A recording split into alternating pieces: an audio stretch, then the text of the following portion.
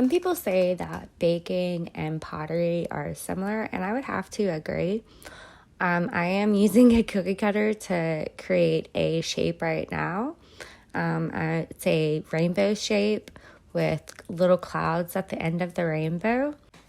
There are a lot of different tools that you can use as a potter.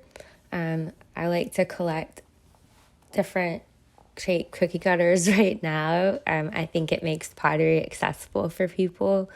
And I'm all about accessibility.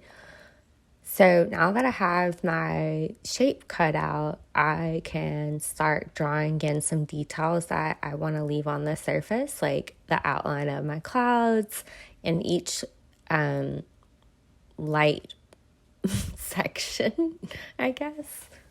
I don't know. What do you call a rainbow, or the parts of a rainbow? Anyways, I'm actually using, this isn't a white glaze, that's actually speckled blue. And I put that on my clouds so they would have like a little bit of blue showing through. Eventually I went over them with a white. But I'm doing the rays of my rainbow in order of Roy G. Biv, like in science class. It's important to remember to always work in 3 layers when you're glazing. So you want to have 3 layers of whatever color you use. And what's cool about using these glazes this way is that you can layer colors. Like, so I put that speckled blue down, and then I can go in over it with the white eventually. I really like underglazes.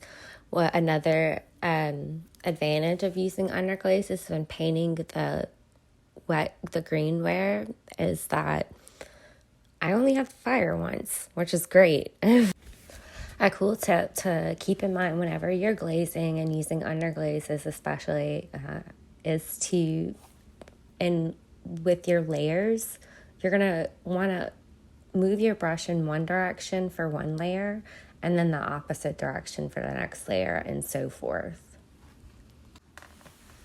I think what got me into pottery was I chose pottery because I love working with my hands, and it's a relaxing form of sculpture for me. And you use so many painting aspects of painting and even printmaking in pottery.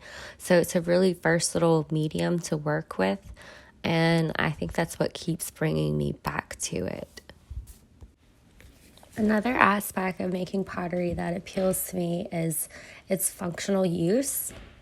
And anytime you can make art into something that's functional, I think that it elevates a normal experience to something magical.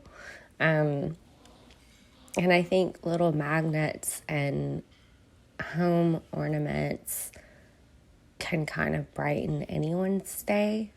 And so I think I'm going to be making more of these for sure. I'm going to make some that are magnets, and then I'm going to make some where they'll have a hole in them so I can pipe string through and use them as actual ornaments for either like during the holidays or just like I said, just in someone's home. I think they're cute. So I'm getting to the end of my rainbow, and I'm just pulling out some blue and violet glaze to make up the indigo and violet rays in my rainbow. I'm actually using Mako Stroke and Coat glaze, which can be used as both an underglaze, or as multiple ways. It can be used as an overglaze, it can be used as an underglaze, and just as a regular glaze. I like using it on greenware especially, and I like painting with it.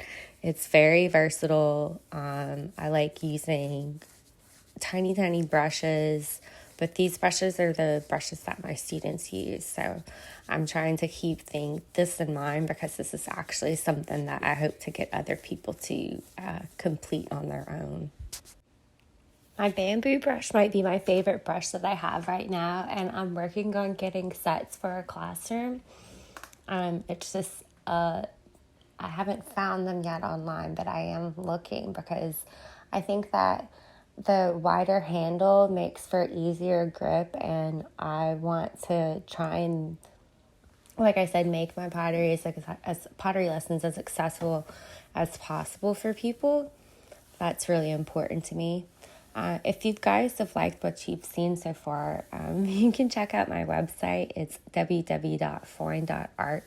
I have lots of pottery online, and I also have prints and digital products. Thanks so much for watching. If you like this video, hit the like and subscribe button.